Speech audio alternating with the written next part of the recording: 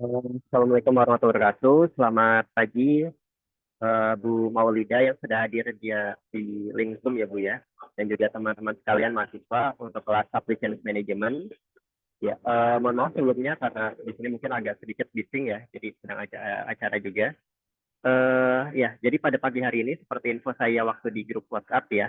Jadi hari ini kita akan ada kuliah tamu, sesi kuliah tamu dari Ibu Maulida di mana beliau adalah dosen dari jurusan Teknik Industri ya Bu ya di Universitas Gunadarma, dan pada kesempatan kali ini kita akan sama-sama mendengarkan penyampaian materi dari beliau yang akan mereview terkait dengan supply chain management dan juga tantangan ke depannya seperti apa. Ya, mungkin untuk mempersingkat waktu, eh, saya persilakan kepada Bu Maulida, mungkin bisa dimulai ya Bu.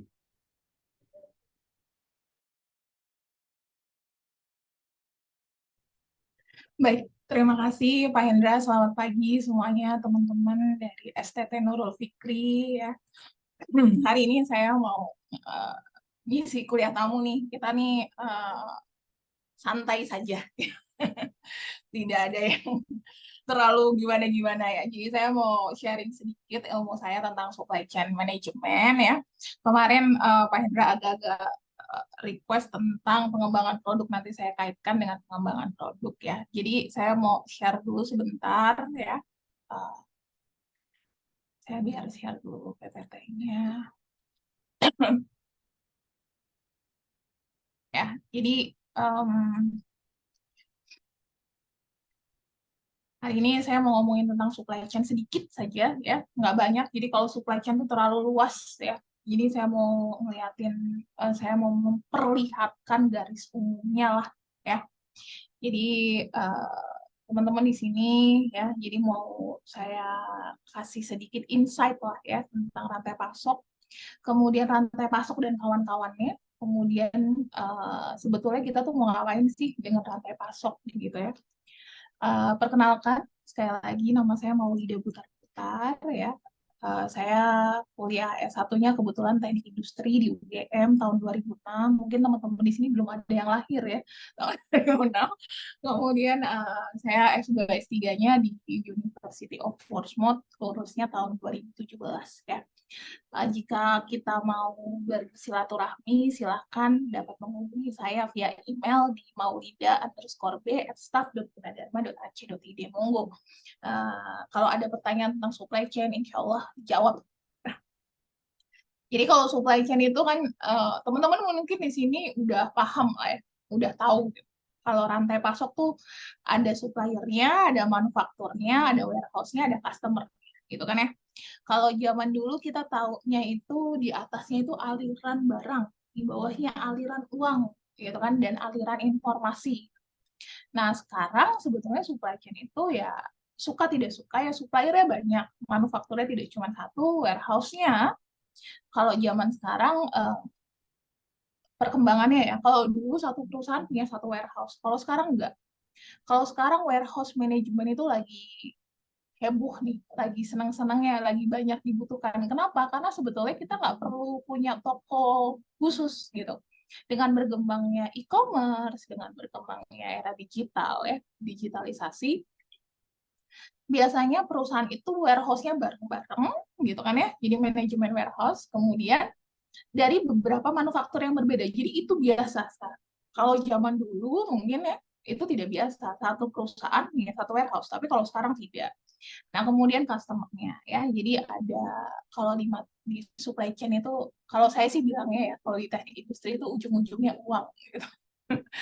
Ya, itu ada material cost, ada manufacturing cost, transportation cost, inventory cost ya, transportation cost ke dari warehouse ke customer, dari manufaktur ke distribution, dari supplier ke manufaktur, dan seterusnya. Jadi supply chain itu kalau secara umum ya ada lima cycle supply chain ya. Supplier, manufaktur, kemudian distribution center, biasanya ada retail, disebut retail ya. Kalau saya sama aja. Distribution center ya sama, retail tuh sama sebetulnya.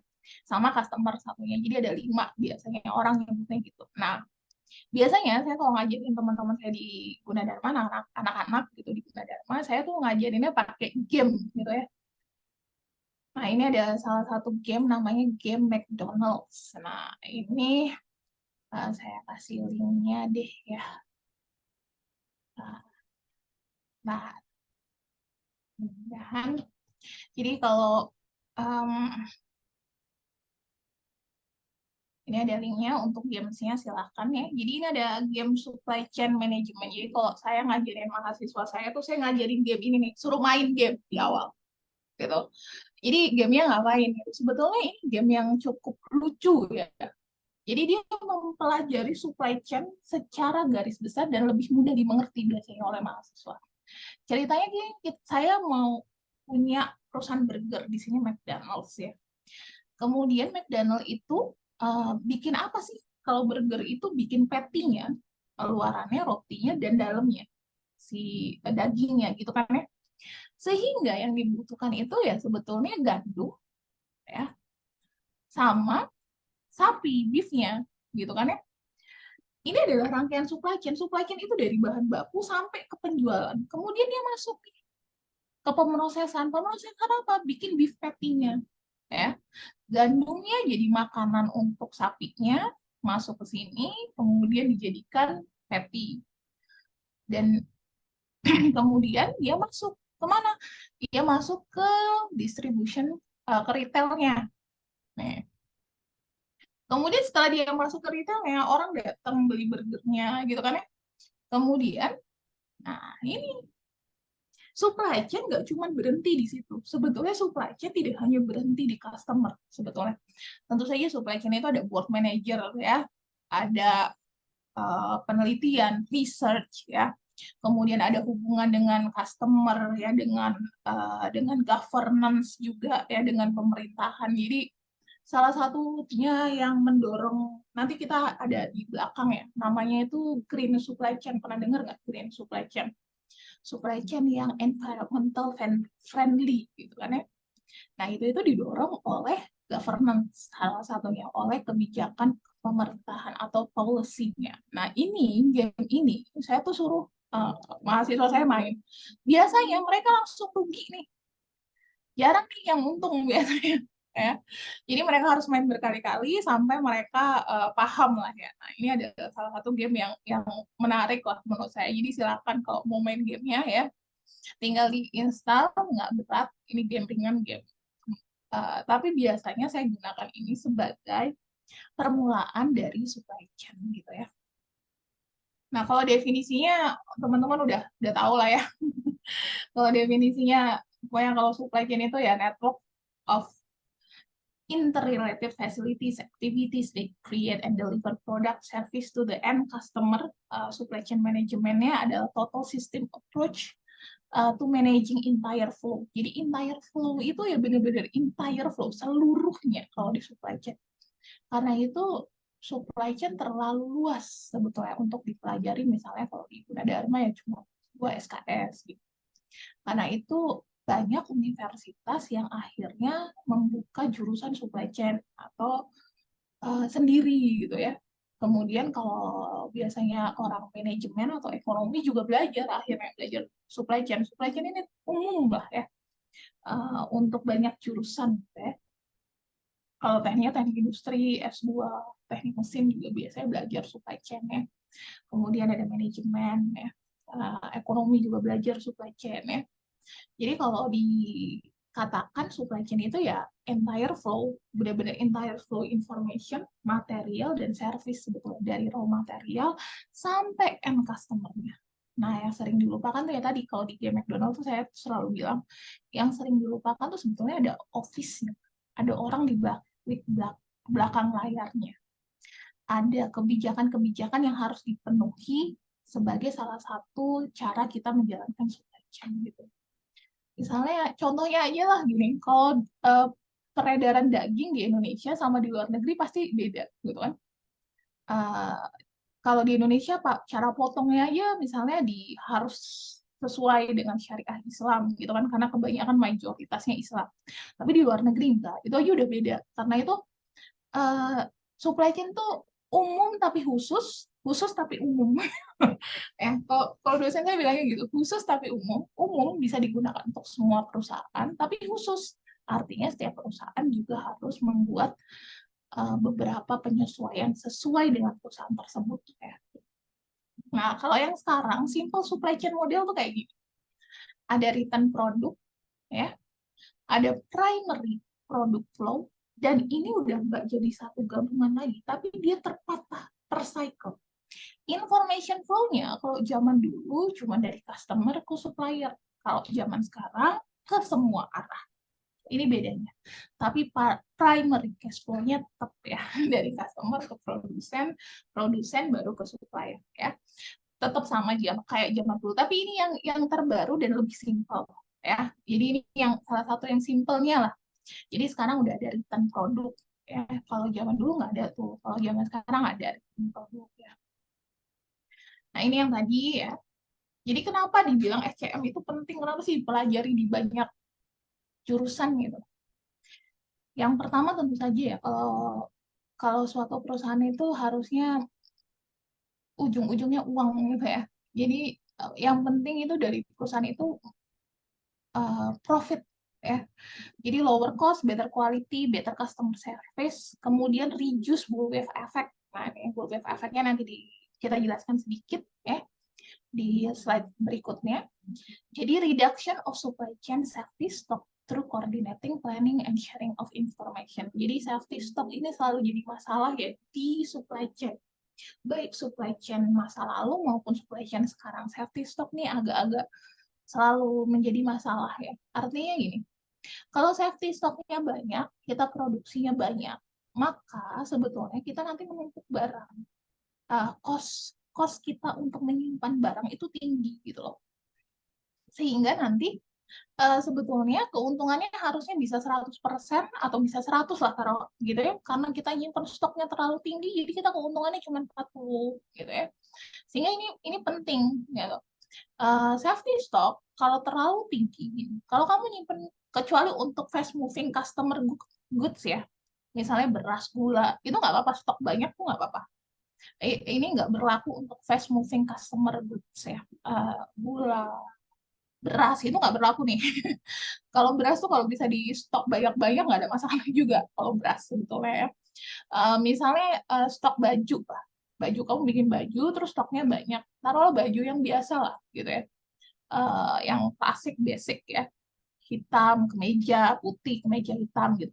Tapi jika itu terlalu tinggi safety stoknya, maka dengan adanya sedikit saja perubahan, misalnya sekarang orang jadi pakainya slim fit atau pakainya yang sedikit oversize gitu, safety stock itu benar-benar merasa bahwasannya gitu kan, safety stock yang tinggi itu, oh ya udah pasti laku kok, pasti kejual, padahal nggak ada yang beli, padahal udah berubah model, atau gitu kan, kita produksinya sedikit aja atau safety stocknya masih banyak gitu, ternyata demand di luarnya meningkat sehingga safety stock itu malah jadi masalah gitu ya. Udah demand-nya meningkat, tapi untuk yang produk yang lain, safety stock-nya tetap ada di situ, produksinya berkurang, gitu kan ya, karena tempatnya nggak ada lagi, dan lain sebagainya. Karena itu jangan heran kalau baju, ya, itu sering banget diskon, karena dia sekarang masuknya fast industry, fast moving industry, ya, termasuknya. Kalau sekarang tuh fast industry itu termasuk clothing, termasuk juga make up, perempuan ya, make up, skincare itu termasuk fast, termasuk cepat ya. Kalau gadget tuh masih di 6 bulanan ya. Tapi kalau baju itu udah di 3 bulan. Jadi 3 bulan model baru, 3 bulan model baru. Begitu juga sama dengan make up, itu sama ya. Jadi kalau seasonnya itu sama. Nah ini udah bertambah nih. Kalau zaman dulu nggak ada tuh make up itu secepat sekarang, atau skincare itu secepat sekarang, itu nggak ada. Industrinya terus berkembang ya. Nah, kita itu bisa ngurangin itu dengan apa sih? Dengan kolaboratif planning, forecasting, and replacement, namanya CPFR. Jadi kalau di supply chain biasanya ini salah satu bab yang penting lah ya. Jadi karena kolaboratif planning, semua tadi yang supplier, produsen, distribution center, retail, customer, itu punya kolaborasi untuk Ngapain? Untuk improve quality, reduce cycle times, better production method, dan other benefit. Jadi semua bekerja sama untuk satu tujuan. Intinya gitulah. Karena itu sekarang information-nya makanya bolak-balik. Udah nggak satu arah lagi. Jadi kalau kalian lihat supply chain yang dulu banget, itu information-nya dari customer ke supplier, flow goods-nya, goods atau barangnya itu dari supplier ke customer, gitu ya. Nah, sekarang udah enggak lagi. Nah, ini kenapa supply chain itu penting. Jadi kalau saya selalu bilang gini, kalau namanya supply chain itu saya nih actual demand, customer needs-nya ya. Saya nih orang yang mau beli nih saya ya. Itu biasanya misal beli gula seminggu sekali gitu. Tapi retail nggak mungkin pesennya seminggu sekali gula, sebulan sekali. Atau kita misalnya mau beli snack sehari sekali, atau kita jajan teh gitu, minuman teh kotak atau susu gitu, tiap hari satu misalnya. Maka retail itu nggak mungkin belinya setiap hari satu, tuh nggak mungkin. Pasti dia belinya sekian box dalam 1 bulan misalnya. Nah, kemudian ini menjadi tidak sama actual demand dengan apa yang production plan-nya. Itu nggak akan pernah sama ya. Yang diharapkan tuh bagaimana jadi manajemennya dapetnya gimana? Customer demand saya lurus, tiap bulan dia beli satu, tapi production plan-nya jelas enggak. Gitu kan ya? Ada yang tinggi, rendah, kemudian harus di store, harus um, di malah kadang-kadang nggak ada stoknya, ya nggak dapat memenuhi demand dan lain sebagainya. Ya, ini yang manajemen atau perusahaan dapatkan. Ya. Nah, yang diinginkan itu seperti ini. Ya, jadi intinya dari suatu manajemen ya, saya selalu bilang gini, kalau kamu jadi manajer di suatu perusahaan, sebenarnya kamu pengen yang kamu buat itu habis semua ke customer. Sehingga penting menyamakan atau membuat hampir sama antara customer demand dengan production plan dari perusahaanmu.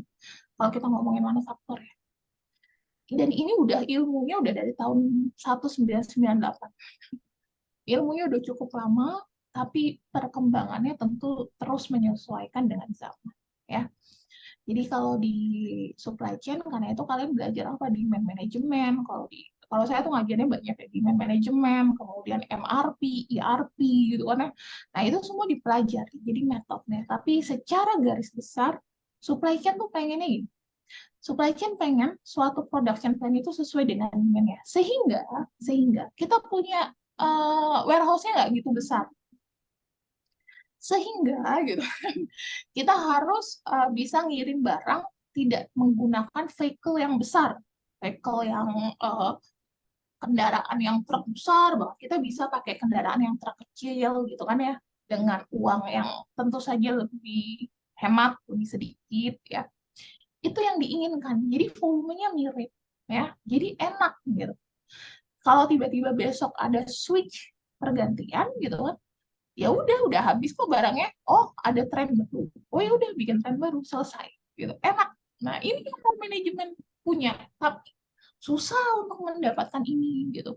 Customer demand kadang-kadang saya kalau bilang sama mahasiswa gitu, kalau di luar negeri gampang ya. Customer demand itu biasanya per tahun dibagi empat periode. Jadi Januari, Februari, Maret, April, Mei, Juni gitu kan. Juli, Agustus, September, Oktober, November, Desember. Biasanya gitu. Jadi permintaannya itu jelas. Kalau mau Christmas tinggi, tahun baru, kemudian kalau out of stock itu nggak lebih bagus. Kalau menurut uh, ilmu supply chain. Kenapa? Karena kalau out of stock itu sebetulnya cost-nya lebih tinggi. Cost-nya lebih tinggi daripada punya safety stock sebetulnya. Uh, tapi juga bisa gini, pernah nggak sih kalian, ini terutama karena saya pernah kerja di fast moving customer goods ya, saya pernah kerja di Unilever, jadi mereka mendingan stok barang tuh stok aja gitu. Banyak. Kenapa? Karena saya kalau nggak nemu rinso, ya saya beli Soklin gitu. Saya changingnya cepat, saya udah nggak usah mikir, Saya nggak ada Rinso nih, saya nggak mungkin nungguin Rinso terus gitu. Beda sama gadget misalnya, yang harganya tinggi. Tunggu deh gitu. Yang giganya lebih, RAM-nya lebih tinggi deh gitu. Karena itu safety stock. Itu sebetulnya em, ada, tapi nggak boleh terlalu banyak. Out of stock atau storage, kita bilangnya short age stock, tidak punya barang gitu. Nah, ini justru lebih bahaya, terutama untuk fast moving customer goods. Terutama kamu misalnya mau beli sabun nih, kamu biasanya pakai Dove, tapi di toko itu cuma ada Lifebuoy. Masa iya kamu nggak beli sabun? Ya udah switch aja ke Lifebuoy, toh tidak signifikan. Nah ini, ya jadi kadang-kadang kalau disukai kan, makanya ini ilmu yang menarik gitulah ya, karena banyak hal yang bisa dipertimbangkan. Gitu. Tapi sepanjang sepengetahuan saya, out of stock itu lebih buruk biasanya kalau dalam hitungan uang di rupiah, dijadikan uang ya. Biasanya stok yang out of stock atau storage itu, shortage itu 2 kali lipatnya inventory cost. Jadi kalau inventory cost-nya 1.000, nggak punya inventory dan tadi dapat memenuhi demand, itu dihitungnya double, 2.000. Gitu. Karena sebetulnya itu lebih lebih parah efeknya. Jadi misalnya biasanya makannya ciki, terus tiba-tiba ciki nggak ada nih, hilang. Ya udah saya pindah ke Lays. Oh Lays enaknya, ya udah beli Lays aja terus. Lebih bahaya gitu. Terutama untuk fast moving ya. Kalau untuk harga-harga yang lebih mahal biasanya kita mainnya itu di uh, pengkelompokan, kalau di industri bilangnya pengelompokan kelas ya. Misalnya high end, middle end ya biasanya. Nah, CPFR yang tadi ini ada analisis, strategi planning, demand, supply management. Nah, ini ada execution. Nah, semua ini yang bisa dilakukan oleh seluruh. Jadi kalau kalau di sini ada 3, ada manufakturnya, ada retailnya, ada customer-nya. Nah, mereka semua ini ikutan ceritanya kolaborasi, ya. Customer sebetulnya kita gini, kalau kalau kita komplain tentang produk gitu kan ya, itu jadi pengembangan produk ya, jadi masukan untuk pengembangan produk, sehingga apa, sehingga yang digunakan, waktu yang digunakan untuk pengembangan produk itu jauh lebih singkat gitu ya. Kemudian ada sales forecasting ya, demand supply management. Nah ini salah satunya nih, kita nih mau bikin demand sama produksinya hampir mirip, terus kalau misalnya nggak mirip gitu.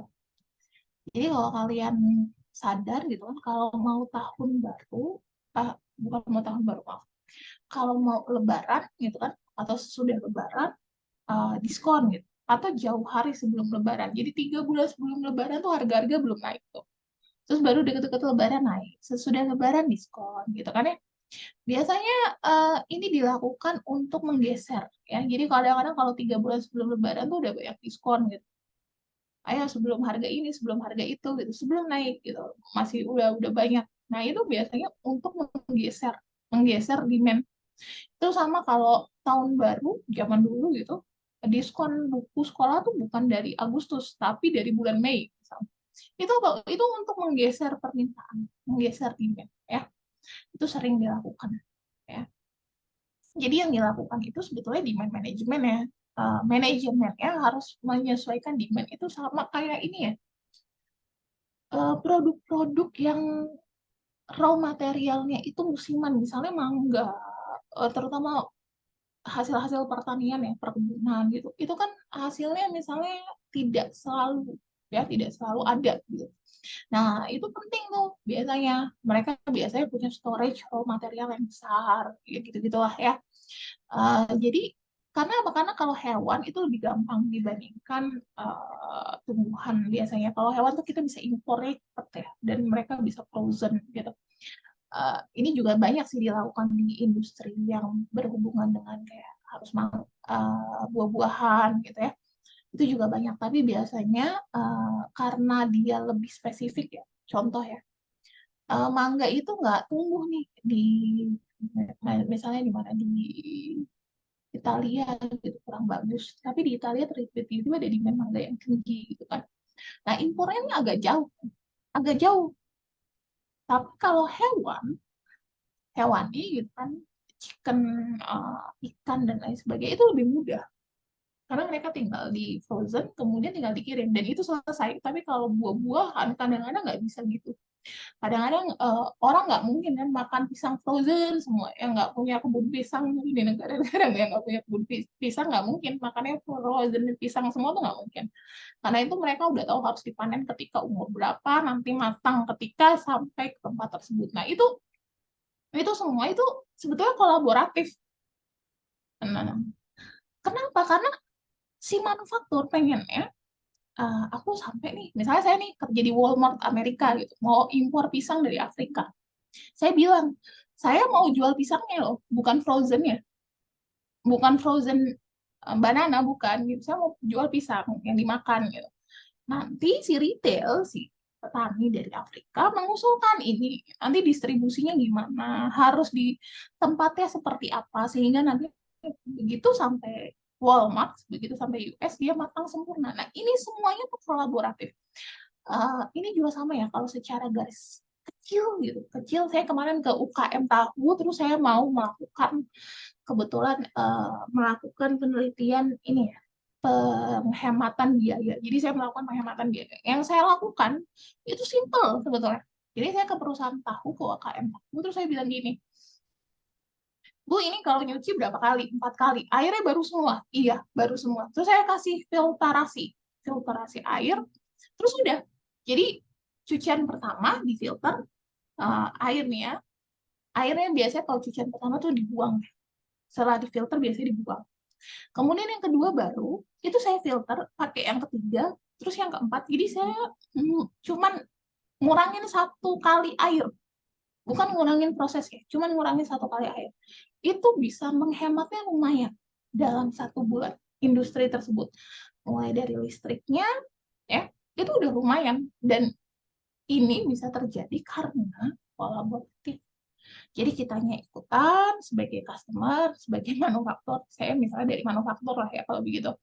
Kemudian customernya juga gitu kan ditanya apakah ada perubahan rasa di tahunya, apakah penjualnya juga ditanya apakah tahunya lebih mudah pecah atau lebih gimana-gimana gitu. Itu tetap ditanya. Nah, sekarang sedang diproses itu.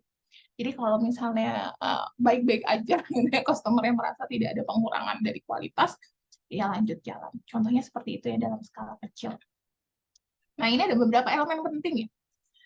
Ada supply management, karena itu kalian kalau ngomongin supply management sering sering ini kan ada apa sih, pemilihan supplier gitu.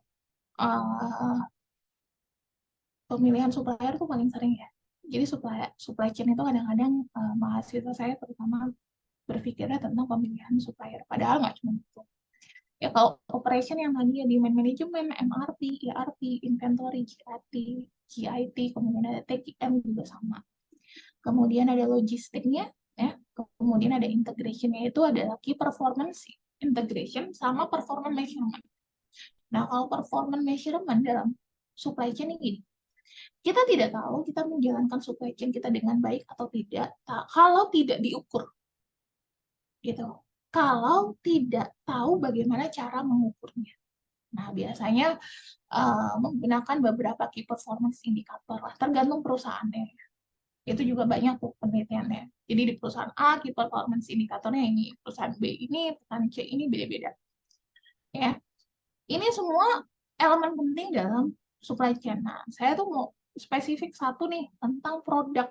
Nah, jadi kalau pengembangan produk sebetulnya di supply chain tuh adanya di mana? Kita lihat ya. Ini saya ngomongin purchasing dulu deh. Ya. Nanti kita sedikit geser dari purchasing, penentuan kebutuhan itu nanti bisa kita lihat. Purchasing itu pembelian. Ini sering ya, kalau kalian ditanya, kemarin tuh mahasiswa saya dapat lowongan kerjaan karena dia ngincer yang ini, ngincer purchasingnya aja. Jadi dia nggak ngincer yang lain. Jadi itu spesifik purchasing. Jadi dia merasa dia orang teknik industri, terus yaudah saya pilih purchasing deh, gitu. Ya, jadi ada penentuan kebutuhan, kemudian ada rencana kerja dan syaratnya, pemilihan vendor, kemudian ada proses order monitoring, kemudian order diterima, kemudian ada verifikasi pembayaran dan seterusnya. Ini di purchasing. Jadi kalau biasanya purchasing itu identik sekali dengan supply chain. Identik. Jadi biasanya anak-anak lulusan supply chain itu kerjanya di departemen purchasing atau manajemen, manajer purchasing, manajer pembelian lah. Kalau saya sih bilangnya purchasing itu bukan pembelian tapi pengada. Kalau saya bilang ya. Nah, kalau product development ini tuh sebenarnya kalau di supply chain itu tuh di awal banget di plan ya. Nah, integrating product development dengan supply chain itu sebetulnya sudah sering dilakukan ya. Artinya apa? Kita bisa dari product development-nya sudah dipikirkan supply chain-nya bagaimana gitu kan ya. Jadi dengan adanya supply chain dalam proses pengembangan produk, maka itu bisa mengurangi time, waktu to market. Jadi waktu pengembangannya itu lebih sedikit, jadi lebih cepat bisa dipasarkan, gitu kan ya. Kemudian lower cost production, kemudian gain competitive advantage by improving quality. Kenapa? Karena sebetulnya kita tuh sudah nanya sama customer, jeleknya produk kita apa, kamu kekurangan produk kita apa, kamu maunya produk tuh kayak gimana, gitu ya. Jadi development itu kan sebetulnya creating products ya, or service, nor improvement atau improvement ya. Jadi bisa pengembangan produk itu bisa produk baru, bisa produk yang sudah ada dikembangkan gitu kan ya dari previous produknya yang memenuhi kebutuhan dari customer.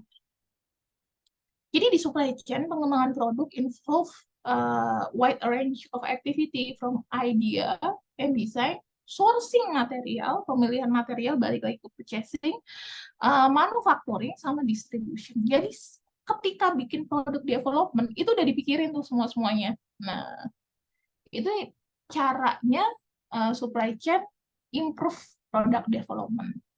Jadi karena sudah ada kolaboratif ya, sudah ada kolaborasi antara semua stakeholder, jadi produknya itu sudah jelas dapat memenuhi kebutuhan customer. Gini, kalau produk itu kalau saya ngajarin mahasiswa saya gini, produk itu tidak perlu sempurna, yang penting bisa memenuhi kebutuhan. Selesai, titik. Kamu nggak perlu nyiptain laptop paling cepat, paling ringan, paling. Ya sesuai saja, sesuai target marketnya, sesuai dengan kebutuhan. Selesai gitu. Kemudian use technology to your advantage. Ini udah banyak banget ya. 3D printing kalau di product development ya. Kemudian kamu bisa ambil juga dari kalau sekarang banyak sekali ya. Drawing AI ada, kita bisa nanya, kita kalau mau bikin kemasan gimana, udah ada juga ya. Sekarang teknologi udah sangat-sangat advance ya. Yang terakhir adalah be flexible and adaptable. Nah, ini salah satu yang orang terusan kita masih terus berusaha.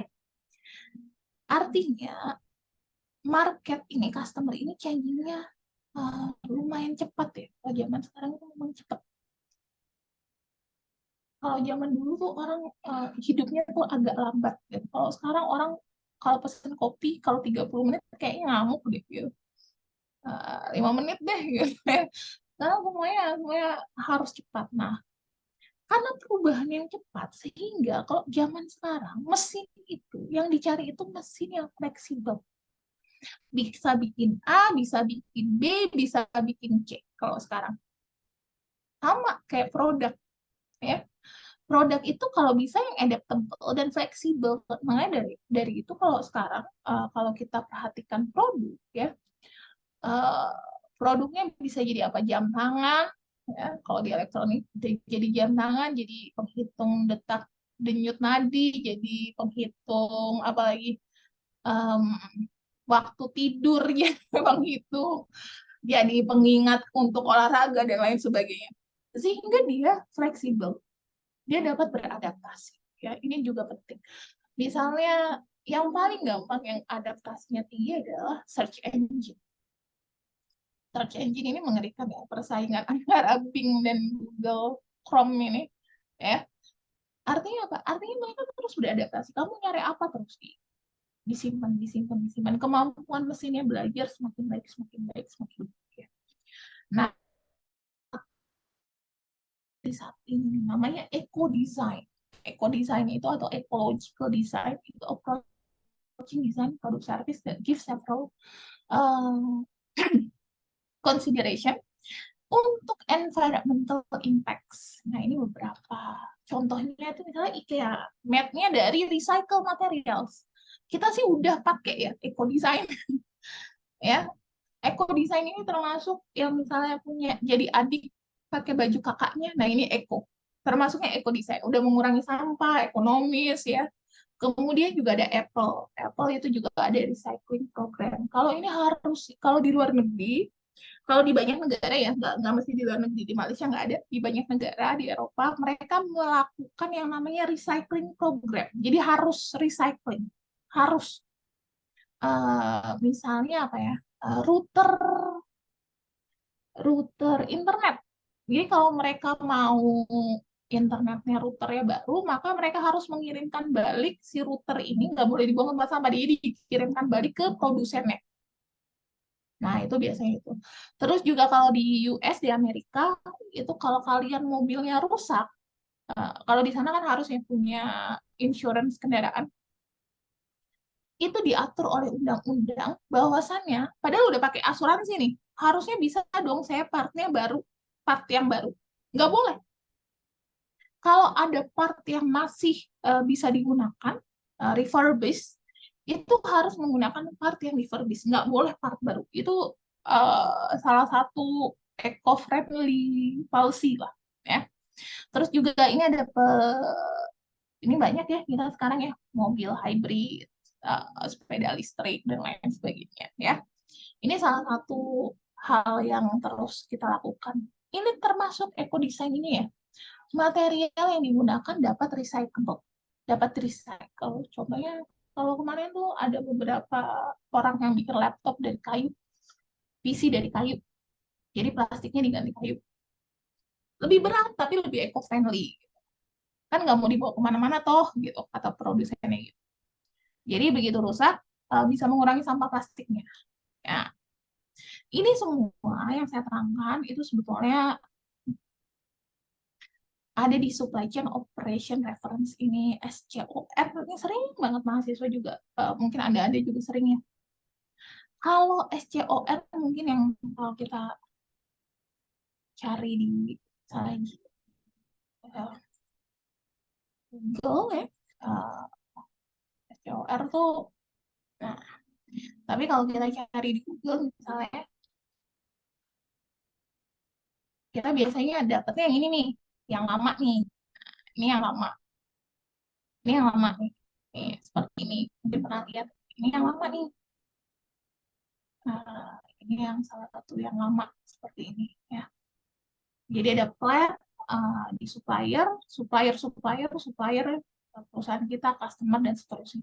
Yang lama. Nah, yang model barunya seperti ini. Ini model barunya. Model barunya itu lebih banyak daripada sebelumnya ya. Ada beberapa hal. Nah, kalau mau belajar supply chain sebetulnya dari ini aja udah cukup. Ini aja udah cukup sebenarnya. Jadi Association for Supply Chain Management. Jadi ini dibuat oleh praktisi supply chain, akademisi supply chain yang independen. Jadi jadi mereka semua independen lah, tidak berhubungan atau tidak berkepentingan dengan suatu badan apapun. Jadi ada plan. Jadi kalau kita ketik plan, maka ini keluar semua nih. Plan, kemudian kita source, ya. Matriksnya apa aja, kemudian ada transform, ya. Ada transform berarti production prosesnya, kemudian ada return, produk kembali, kemudian ada fulfill, kemudian ada order, ya. Nah, jadi kalau di plan, kita lihat di sini, ada yang namanya eco design. Nah, ini salah satunya. Salah satunya. Nah, ini semuanya udah ada.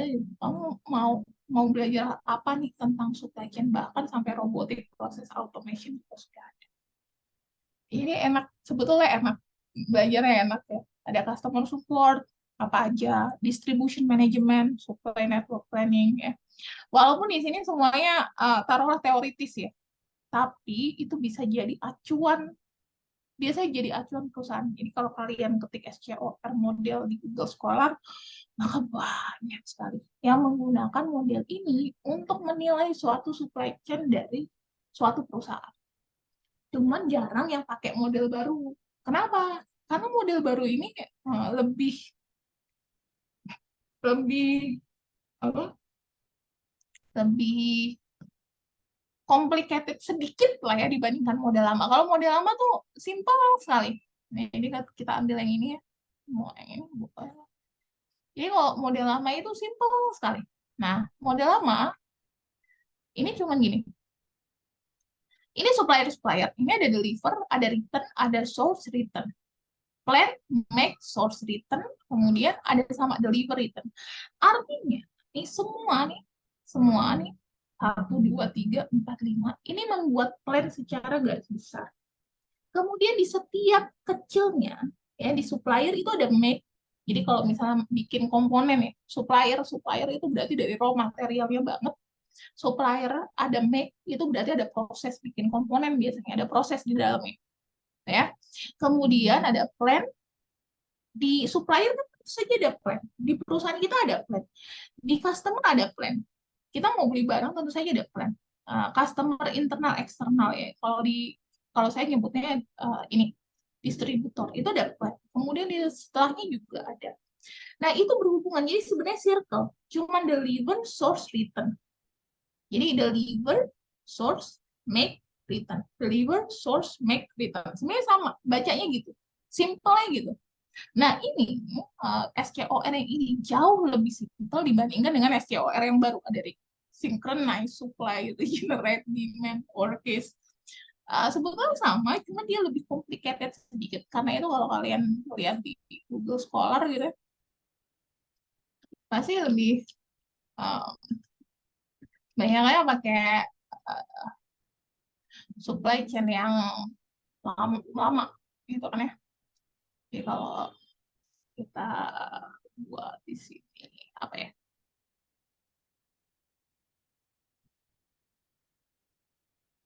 Biasanya mereka pakai yang lama. Nih, biasanya mereka ya.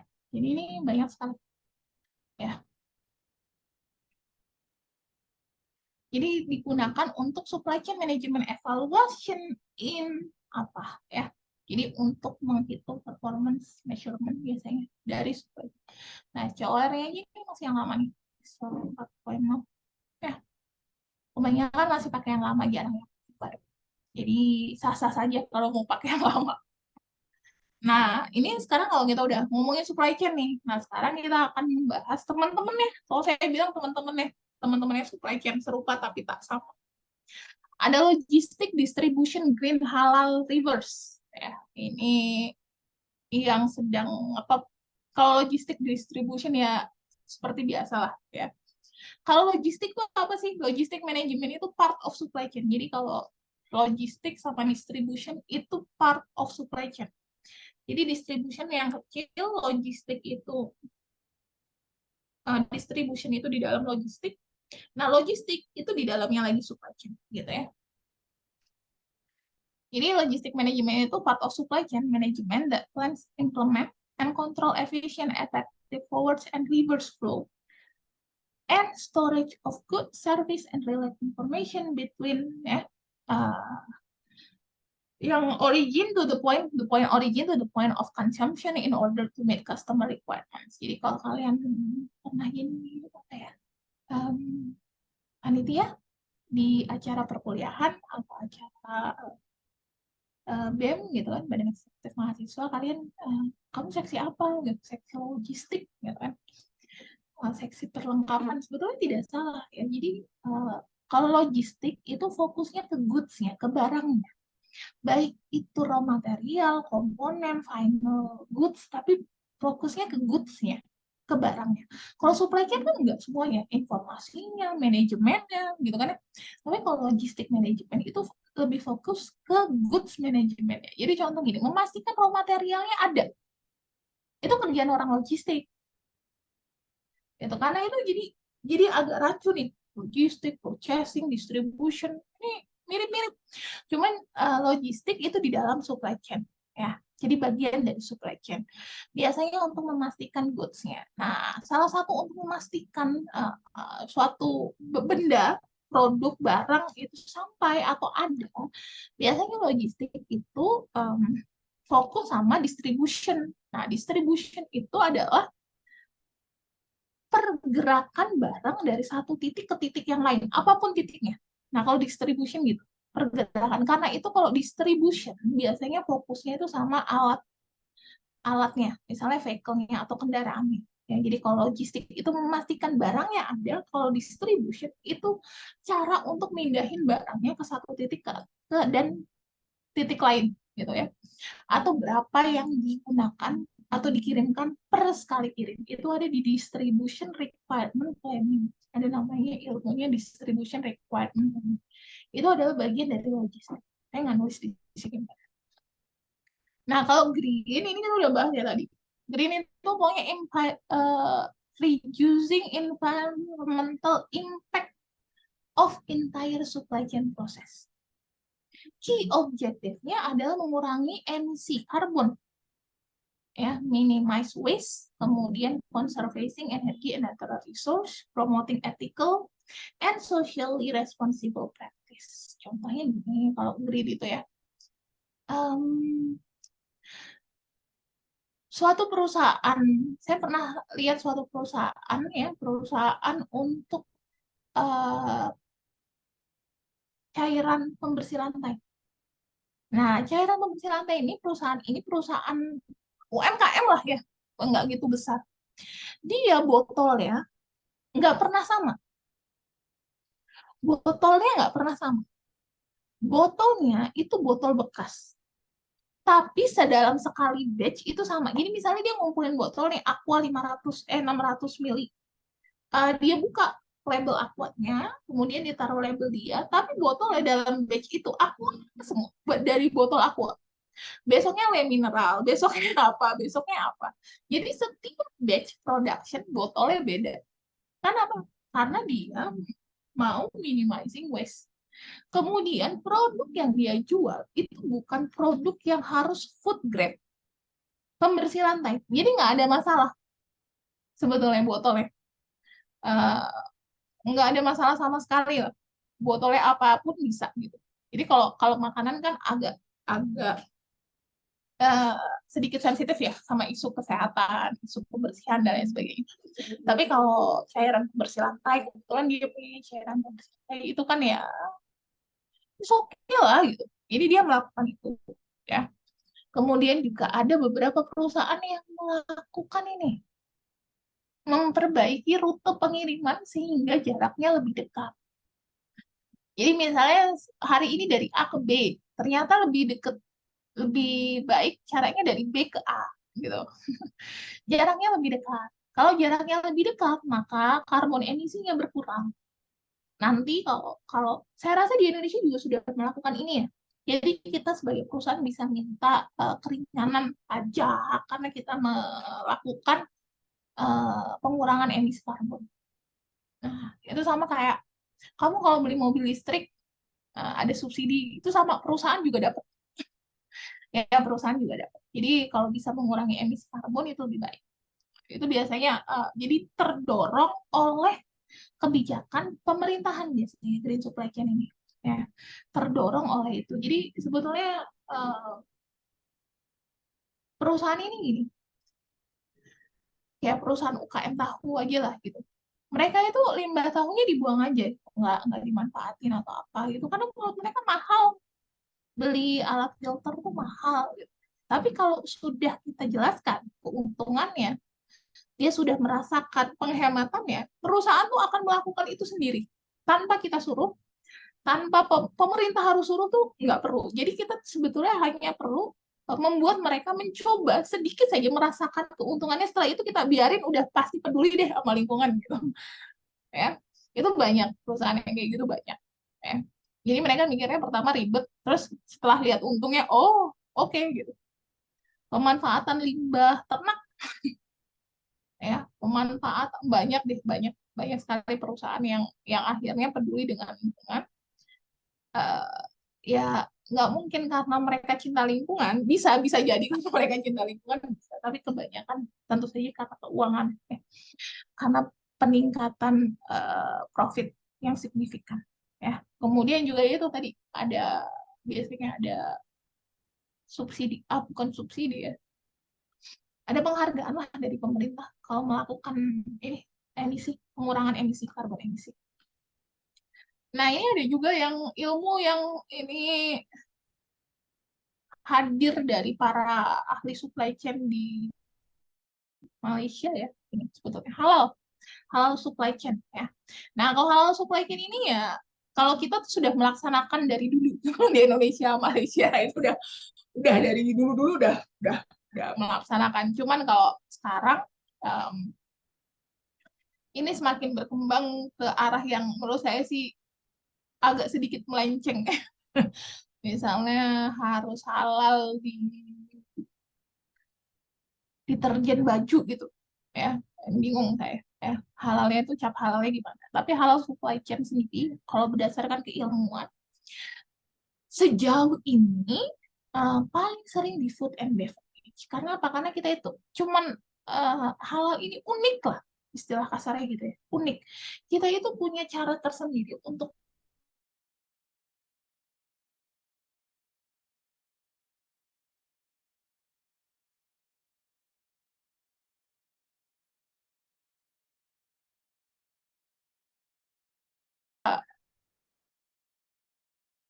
melakukan halal supply chain ini memang karena ada inisiasi dan akhirnya menjadikan ini sebagai ilmu keilmuan baru. Jadi hmm, ini nggak ada lah 10 tahun, mungkin 10 tahun lebih ya baru muncul ya.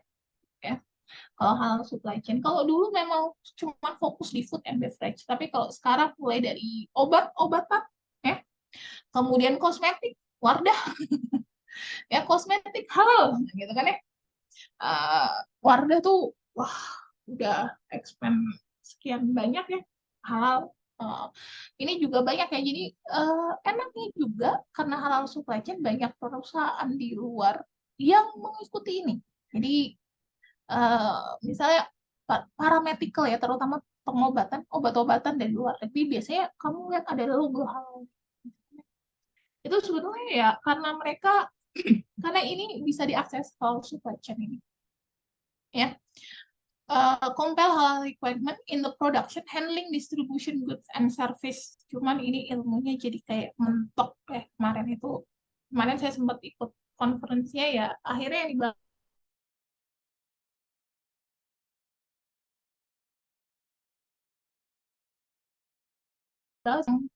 sedikit lah ya, karena akhirnya ini harusnya dikembangkan oleh para ekonom syariah sebetulnya. Kalau menurut saya supply chain ini harus orang supply chain-nya harus belajar ekonom syariah dulu, baru bisa penerapan halal supply chain supaya ini bisa berkembang lebih jauh. Kalau sekarang itu memang betul-betul limited sama food and beverage ya. Nah, ini salah satu bidang ekspertisnya saya, reverse supply chain. Jadi kalau reverse supply chain ini di Indonesia sudah dilaksanakan, ya, cuman tidak secara formal, tapi informal, ya. Kita juga melaksanakannya bukan karena environmental atau kebijakan pemerintah, bukan, tapi karena masalah keuangan lebih hemat. Ya, jadi misalnya Anda benerin motor nih, beli partnya yang bekas gitu ya, part yang second lah ya. Nah, itu sering dilakukan ini kalau apa sih, toko-toko benerin motor di pinggir jalan itu kan banyak ya. Jadi reverse supply chain itu sebetulnya mirip sama green. Kalau green fokus di pengurangan emisinya, maka reverse supply chain fokus di return produknya. Jadi kalau ada produk return, mau diapain sih sama kita? Sama customer, sama supplier, sama manufaktur mau diapain? Ya, ini kalau saya dulu belajarnya gini. Ada produk yang kalau dikembalikan itu bisa jadi barang baru. Contohnya tuh karpet. Jadi kalau dulu saya bikin penelitiannya, itu di karpet manufaktur. Jadi kalau di perusahaan karpet, karena kalau di luar tuh kan hampir rata-rata pakai karpet semua.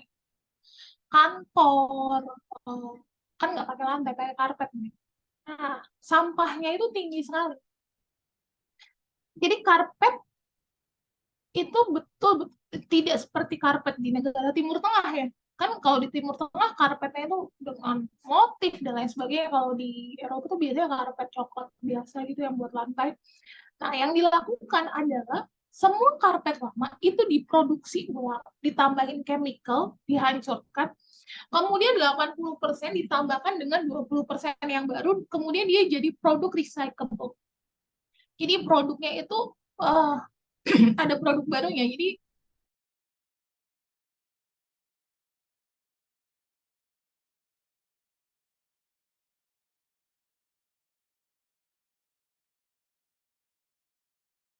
panjang lah. Jadi penumpukan sampah elektroniknya rendah gitu. Indonesia ini salah satu yang saya rasa sekarang jarang ya orang punya handphone satu gitu. Kita itu salah satu yang paling boros ya untuk masalah sampah elektronik, terutama smartphone ya. Diperkirakan 2025 tuh kita punya sekian banyak ton sampah lah ya. Nah, ini menjadikan masalah. Jadi yang dilakukan apa? Orang sekarang kalau kalau sekarang udah lumayan banyak ya perusahaan-perusahaan yang fokus sama return product. Atau kalau sekarang udah seringan kalau mau beli handphone baru bisa ini nih, bisa tuker tambah gitu ya. Cuman harganya buat orang-orang, oh kok kecil banget kok, handphone saya cuma di harga 500.000 atau 200.000. Waktu itu saya belinya 3 tahun lalu, misalnya 2.500.000 gitu kan. Itu waktu saya melakukan penelitian untuk, jadi saya pernah melakukan penelitian ini untuk handphone sama tablet. Ya.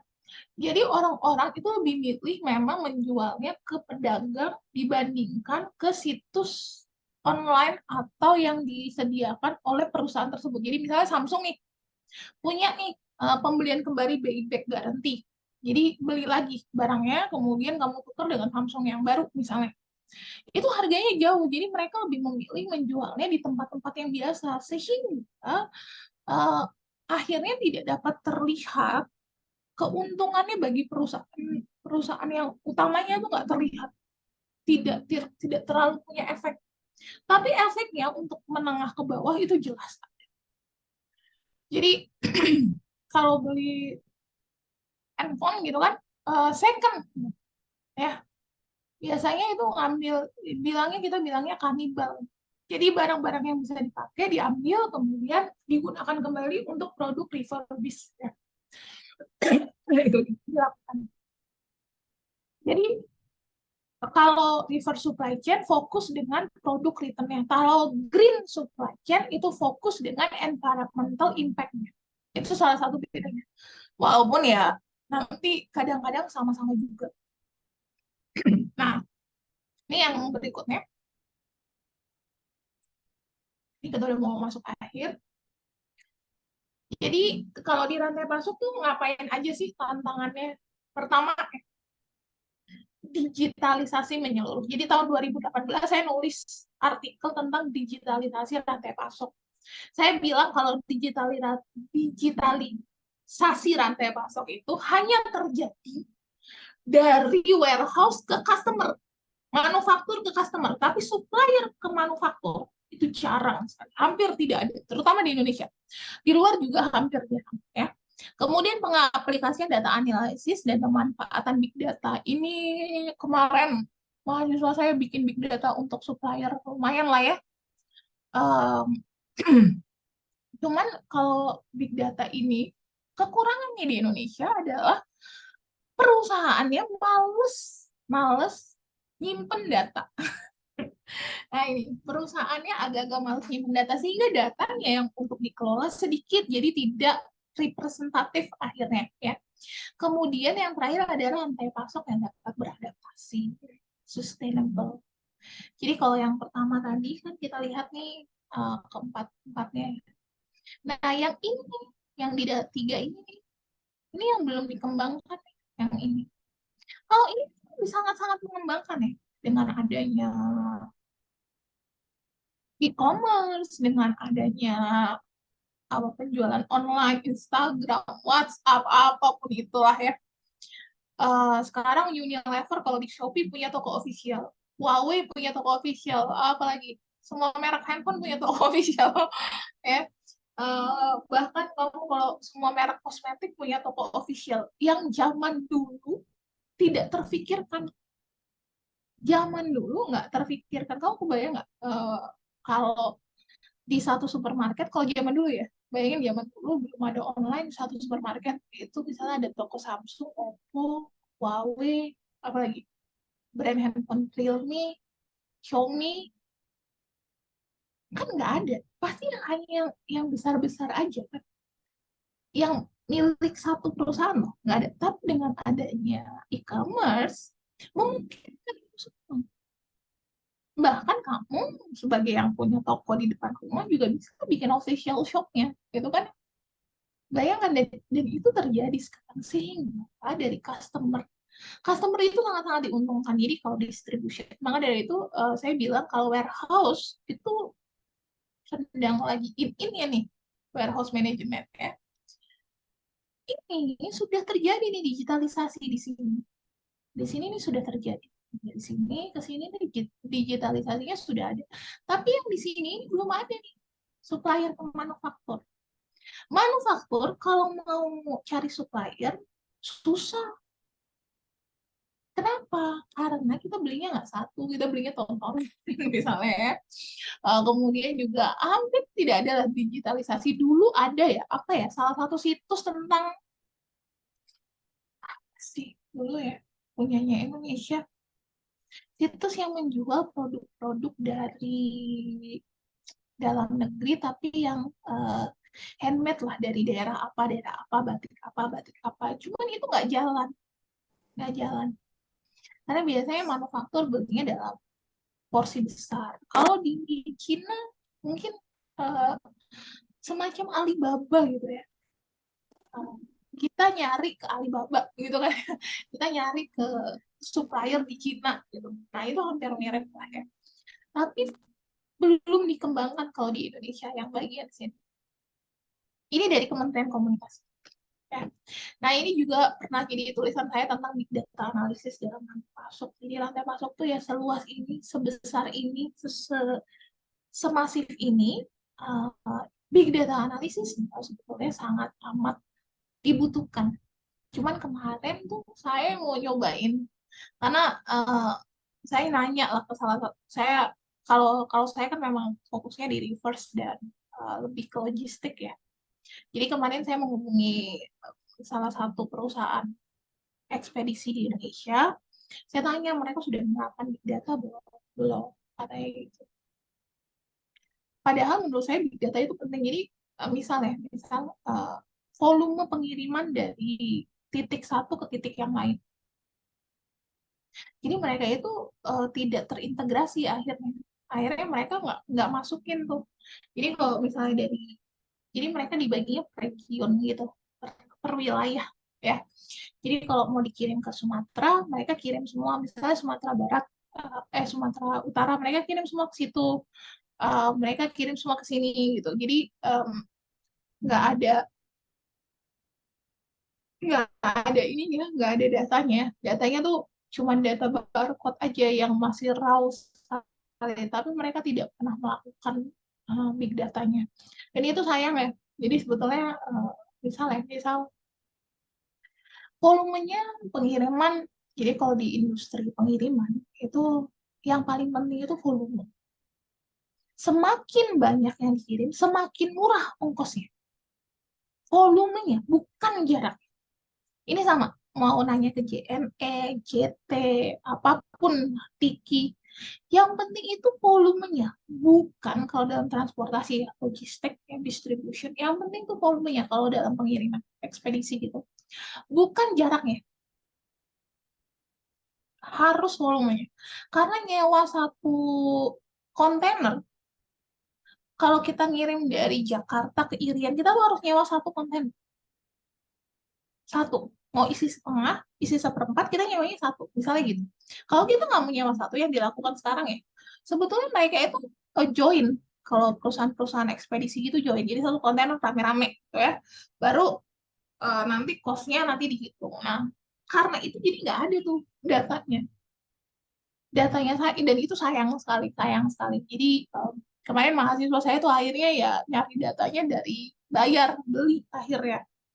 Beli kemarin karena ya ini ya perusahaan-perusahaannya agak banyak yang belum belum menerapkan ini ya. Jadi padahal kita apa, orang penduduk Indonesia itu kan banyak sekali ya, sehingga datanya pasti masif ya. Nah, big data analisis dalam rantai pasok ini juga menggambarkan bagaimana rantai pasok itu sebetulnya. Jadi rantai pasok itu ada dari pergudangan, ada logistiknya, ini ada manufakturnya, ada sumber dayanya, ada manajemen perusahaannya, ada infrastrukturnya, ada finansialnya, pencarian, Internet of Things ya. Kalau kalian tahu Google Trend gitu kan ya, itu kan salah satu bagian dari supply chain. Melihat perubahan. Dulu orang sukanya minum apa? Thai tea, sekarang pindah ke kopi aren, besok pindah apa lagi. Nah, itu kan sebetulnya pencarian Internet of Things ya. Jadi Google itu setiap kalian searching sesuatu di Google Trends, orang yang perusahaan yang mau beli data Google Trends itu, Google itu bisa dapat uang dari situ. Sama kayak Twitter. Twitter juga sama. Kenapa? Karena mereka bisa ke-track ya. Ter-track dari teks soalnya. Teks yang kita masukkan, teks yang kita input. Twitter juga sama dari teks. Karena itu kalau kalian lihat di Twitter tuh ada worldwide trends, Indonesia trends gitu ya. Di Facebook nggak akan nemu, di Instagram nggak akan nemu. Karena beda, beda, beda. Biasanya sekarang search engine itu baru kata ya.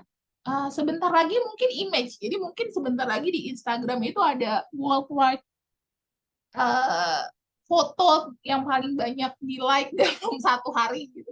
Dalam hari itu mungkin udah akan ada mungkin ya. Sebentar lagi kita udah mulai bergeser nih dari kata-kata ke image ya sekarang.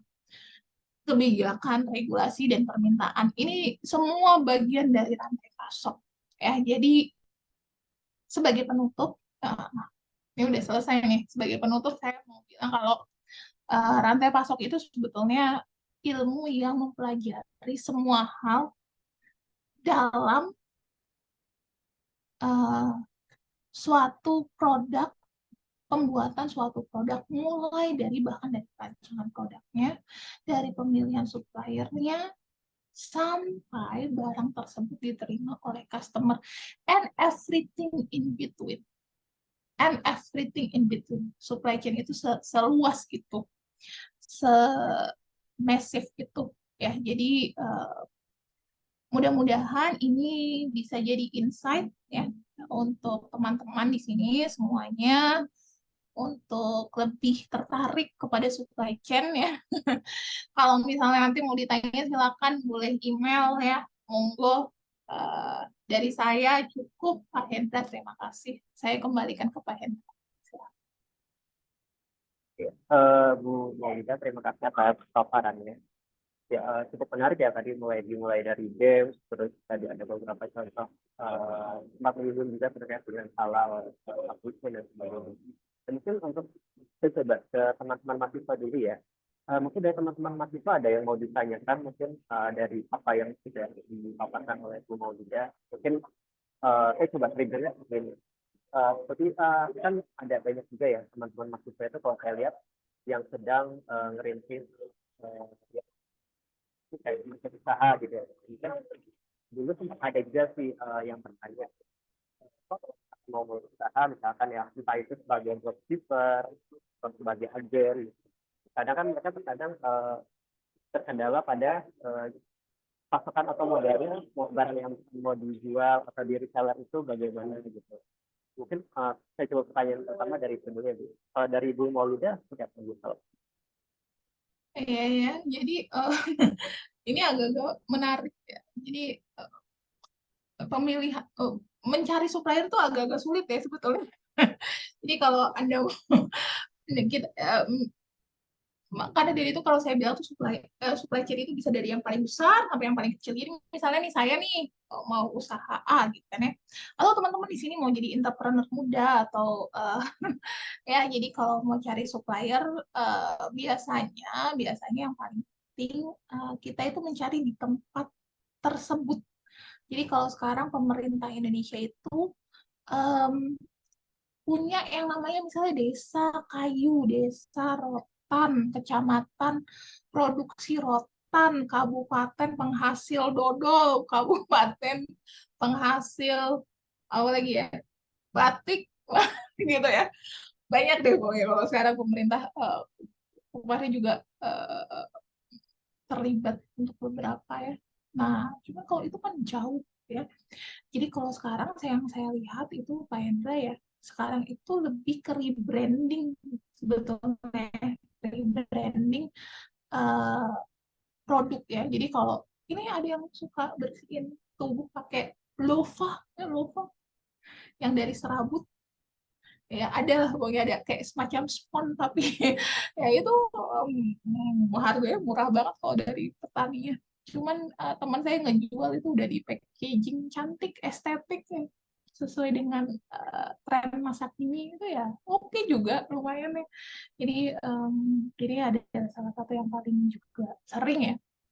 Jadi masalah itu yaitu kita memilih supplier, kemudian misalnya teman-teman di sini uh, tadi misalnya sebagai yang mau jual gitu kan, yang mau jual baik sebagai entrepreneur ataupun sebagai bagian marketing dari perusahaan gitu kan, itu kita harus betul-betul menonjolkan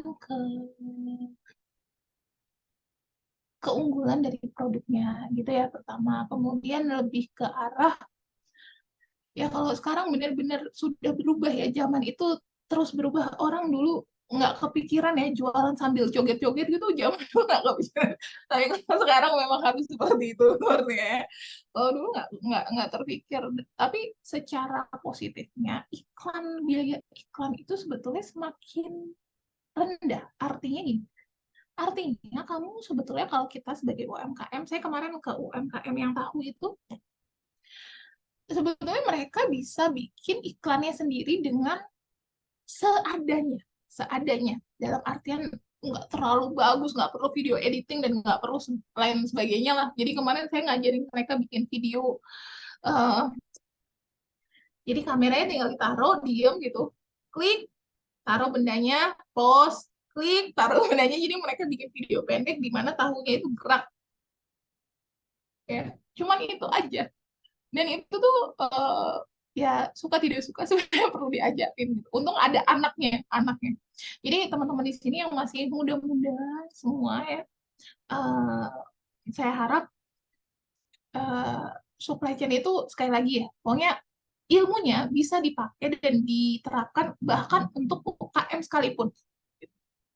Jadi kalau teman-teman di sini udah mau jadi UKM, udah mau jadi pengusaha, itu juga bisa. Begitu Pak Hendra dari saya.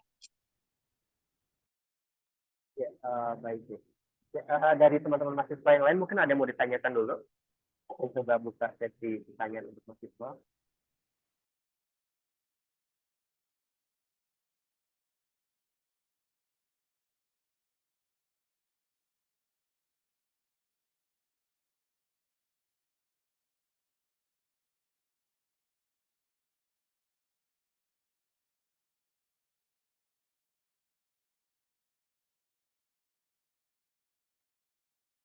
Nggak apa-apa Pak Hendra, ini sering nih terjadi ya. Kita kalau perkuliahan gitu kan ya, nggak apa-apa. Nanti kalau misalnya ada pertanyaan boleh email aja juga boleh ya, silahkan. Insya Allah kalau kalau tahu jawabannya saya jawab. Kalau nggak tahu ya saya arahkan kepada yang lebih tahu. Iya baik Bu. Oh, mudah. Terima Ya, mungkin saya coba ini tanya satu lagi kali ini. Jadi gini Bu, kan sekarang itu model kayak semacam agen gitu ya. Itu kan kadang ada beberapa brand yang dia menawarkan, oh dia boleh daftar jadi agen. Jadi tidak perlu stok ready seperti itu kan, jadi nggak perlu stok barang. Jadi nanti ketika jadi agen, ini kalau ada order, itu nanti ordernya itu dikirim dari gudang besar. Gitu. Itu sebenarnya kalau misalkan model-model seperti itu kalau yang mungkin dari lawanan Bu Maulida itu biasanya tuh kalau model seperti itu tuh hanya tunggal apa namanya tunggal satu brand atau bisa beberapa brand yang bisa seperti itu. Kalau secara ya. apa namanya distribusi juga, apakah itu nanti akan sangat apa namanya bisa meningkatkan efisiensi dari sisi penyimpanannya, dari sisi pengirimannya. Oh, baik. Ini saya ngomong berdasarkan pengalaman aja ya. Jadi saya pernah ke gudangnya Blibli. Saya nggak pernah ke gudangnya Shopee, belum pernah, atau ke Tokopedia atau ke yang lain. Tapi saya pernah ke gudangnya Blibli. Jadi kalau kalian masuk Blibli, ini nggak promo Blibli ya saya. Ini sekali lagi saya nggak promo Blibli. Nah kalau kalian misalnya ke Blibli, misalnya ya, em, yang disediakan Blibli gitu kan ya, ini yang disediakan Blibli, kemudian, nah ini tuh Blibli itu ada ini nih. Nah, Kabupaten Bekasi dan kota lainnya ini sebetulnya gudang-gudangnya. eh oh ini bukan ya. Pokoknya kalau yang dijual oleh Blibli itu biasanya mereka ada gudangnya sendiri. Ya, jadi mereka punya gudang gudang Blibli-nya. Jadi kalau ada yang dijual oleh Blibli, biasanya mereka punya gudang. Nah, ini kalau ini Hasan Mart berarti ada beberapa. Jadi kalau di Blibli itu gitu. Jadi mereka punya gudang di beberapa kota. Misalnya mereka punya gudang di Makassar. Ini kalau misalnya mau cari, kita cari WHS aja. Jadi ini salah satu produk, eh gudang gudangnya Blibli untuk produk-produk yang biasanya udah mau di sell habis lah ya. Nah, mereka punya beberapa gudang nih. Ada Bekasi, Bogor, bahkan sampai di Medan dan lain sebagainya. Jadi mereka punya gudang di satu kota yang isinya banyak. Di dalamnya ada Pronas, untuk Kitela, ada Torabika, ada macam-macam gitu. Nah, kalau hampir hampir hampir semua sepanjang pengetahuan saya ya, hampir semua, oh ini saya nggak munculin ya sebentar. Jadi hampir semua, em, jadi kalau di Blibli ini WHS namanya. WHS tuh warehouse sale ya. Jadi kalau warehouse sale yang Blibli ini ada banyak nih, ada Bekasi, Tangerang, Kabupaten Bogor. Nah ini nih sebetulnya gudangnya mereka. Nah di Kabupaten Bogor ini gudangnya Blibli di Bekasi, Bogor, Tangerang, Medan, Makassar, sepengingatan saya. Jadi kalau sekarang itu hampir semua nih, em, perusahaan yang punya toko online, gudangnya itu misalnya ada tandanya dikelola oleh Shopee, dikelola oleh Blibli, disediakan Blibli, dikelola oleh Lazada, dikelola oleh Tokopedia. Kalau Shopee ada kan dikelola oleh Shopee Supermarket. Itu gudangnya berarti satu. Gudangnya ada di Shopee, gudangnya. Gudangnya satu, gudangnya. Nah, biasanya satu gudang itu isinya banyak banget perusahaan. Banyak banget. Yang saya tahu nih, yang satu perusahaan, satu gudang itu alat tulis Joyko sama, duh lupa lagi. Pokoknya alat kantor, ada dua perusahaan yang punya gudang yang sama. Itu e-commerce-nya mungkin 10 toko di Shopee kan. 10 toko. Mereka brandnya macam-macam. Ada untuk alat alat kantor, alat tulis, alat sekolah, buku gitu. Mungkin 10 toko di Shopee kan. Tapi gudangnya di Blibli sama. Kalau Blibli itu gudangnya itu punya Blibli-nya. Kalau Blibli yang pernah saya datangin ya. Itu ya gudangnya gini, gudangnya ada di Bekasi gitu. Ya, ini WHS store-nya. Jadi ini gudangnya ada di Bekasi nih. Kemudian kalau ini berarti gudangnya ada di Tangerang, ada di Bogor, ada juga yang di misalnya ada yang di luar. Biasanya ada banyak ya. Ini semuanya kebetulan DKI. Ya, karena DKI itu biasanya ada 5. Medan itu cuma 1, tapi DKI itu ada 5. Karena memang em, kayak Shopee, e-commerce itu sebetulnya memang banyaknya tingginya eh, itu di Pulau Jawa kok. Kalau di luar Jawa nggak setinggi itu. Ya, kalau nggak di luar Pulau Jawa tidak setinggi itu. Tapi kalau di dalam Jawa, nah jadi hampir hampir rata-rata ya yang saya lihat ya satu gudang rame-rame karena itu kalau sekarang itu yang ngetop ya itu manajemen warehouse. Cara ngatur itu banyak kemarin mahasiswa saya juga.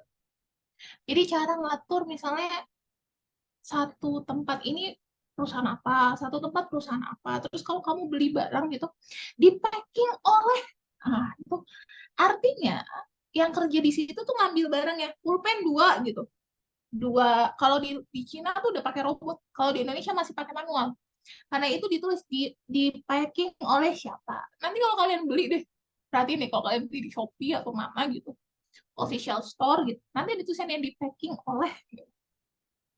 Itu artinya orang itu packing. Jadi kalau ada kesalahan atau kekurangan produk, orang itu yang dihubungi biasanya ya. Itu sama hampir-hampir semua sama. Jadi kalau brand hijab, brand baju itu satu tempat kayak brandnya Matahari itu kan ada beberapa ya. Mulai dari kaos, baju, Nevada, apalagi sih lupa. Pokoknya itu banyak banget, itu satu gudang. Toko online-nya itu mungkin bisa jadi 20-an ya, Matahari itu. Jadi memang memang yang sekarang itu warehouse management yang lagi on fire. Saya bilangnya lagi on fire gitu, Pak. Iya, baik Bu Malinda. Ya, gimana teman-teman? Masih belum ada pertanyaan?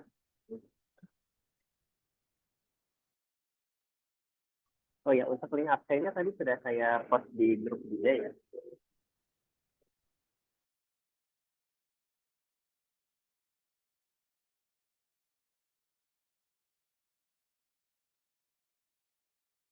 Ya, kalau misalkan belum ada pertanyaan, ya seperti tadi yang sudah disampaikan oleh Bu Maulida, mungkin nanti teman-teman jika ada pertanyaan bisa berkirim email ya, ataupun misalkan kalau nggak malu misalkan tanya ke saya, nanti saya coba tanyakan lagi ke Bu Maulida juga. Mungkin ini Bu, kalau misalkan belum ada pertanyaan, karena nanti juga sesinya akan berakhir juga, mungkin ada closing statement Bu, entah itu bisa berupa kesan ataupun motivasi lagi urgensi dari kita belajar SCM untuk kalau misalkan di sini kan teman-teman dari di sistem informasi ya Bu ya, apa yang menjadi urgensi kenapa kita mesti belajar SCM atau apa sih benefit apa ketika nanti di dunia kerja dengan kita belajar SCM itu nanti peluang karirnya itu ada di bidang yang mana saja seperti itu. Baik, justru teman-teman di sini yang udah mau lulus ya mungkin ya. Kalau sistem informasi justru lebih banyak lagi ya Pak Hendra ya. Bisa kemana-mana ini. Oh ya di Gunadarma aja udah anak-anak udah harus bisa programming pattern ini. Anak teknik industri ngeri ini sekarang ya. Saya sebagai yang udah tua ini udah nggak bisa ngikutin gitu. Saya dulu belajar kuliah pattern itu berat banget di komputer ya. Duh, anak-anak yang sekarang subhanallah, masya Allah ya. Jadi teman-teman mudah-mudahan biasanya kalau orang sistem informasi ya tadi membuat suatu sistem berdasarkan yang diinginkan baik itu dari teknik industri, sipil, kedokteran gitu ya. Kebanyakan seperti itu. Mudah-mudahan sehingga pemahaman teman-teman menjadi penting gitu kan ya. Misalnya saya mau bikin software penjualan atau tentang website penjualan gitu kan. Uh, link mesin to mesinnya tentu penting gitu kan ya. Dan di situ teman-teman berperan gitu ya. Oleh karena itu supply chain sekali lagi ya. Tadi kan digitalisasinya itu masih banyak ruang untuk improvement dan untuk pengadaan. Jadi banyak ruang yang belum tersentuh di supply chain, terutama di bagian digitalisasi yang berhubungan dengan sistem informasi. Begitu juga dari kan ya datanya, data scientistnya itu juga belum belum ya tersentuh tapi sedikit lah. Apalagi di sini ya, apalagi di negara kita tercinta yang memang malas mendokumentasikan, memang agak sedikit malas mendokumentasikan data ya. Jadi sekali lagi teman-teman di sini tentu saja berpeluang sangat-sangat besar untuk berkarir ya di bidang supply chain atau yang berhubungan dengan supply chain. Mudah-mudahan penjelasan saya yang sedikit ini bisa membantu teman-teman nanti kalau ditanya sebenarnya ngerti nggak sih supply chain gitu, atau tentang pemasoknya atau tentang warehouse-nya, tentang gudangnya, ya ngerti gitu kan ya. Mudah-mudahan nanti bisa sedikit membantu. Sekali lagi terima kasih untuk kesempatannya pada hari ini, untuk teman-teman semua, untuk Pak Hendra juga. Mudah-mudahan di lain waktu kita ketemu lagi ya Pak ya. Bapak yang ke kampus Ya, Bu, saya amin, Bu. bisa ya. Insya Allah, Bu. Terima kasih Pak Hendra. Ya, baik. Terima kasih banyak Bu Maulida atas dan paparannya. Insya Allah apa yang disampaikan pada pagi hari ini bisa menambah lagi ya karena ilmu kita, dan mungkin ada hal-hal yang tadi sempat ya, hal-hal baru yang dijelaskan oleh Bu Maulida dan mungkin itu belum sempat dijelaskan oleh saya juga, dan itu artinya bisa menjadi apa ya tadi ya, tambahan insight baru, wawasan baru buat teman-teman, dan semoga ya apa yang kita pelajari pada hari ini juga bisa menambahkan keberkahan kita belajar gitu kan, karena ya misalnya kita selagi muda apalagi gitu masih banyak kesempatan, dan memang harus banyak-banyak belajar gitu agar secara wawasan, secara kompetensi juga kita bisa menjadi generasi yang lebih baik lagi daripada generasi yang sebelumnya. Mungkin itu Ibu dan teman-teman sekalian, jika ada pertanyaan mungkin kita akan akhiri ya sesi pada pagi hari ini. Saya Ibu nanti saya coba izin foto dulu ya. Mungkin teman-teman sekalian untuk yang teman-teman mahasiswa bisa off-cam, untuk yang bisa off-cam ya. Kita coba untuk foto dulu baru kemudian sebagai dokumentasi saya juga sih ke BAK ya. Mungkin buat teman-teman yang bisa on-cam-nya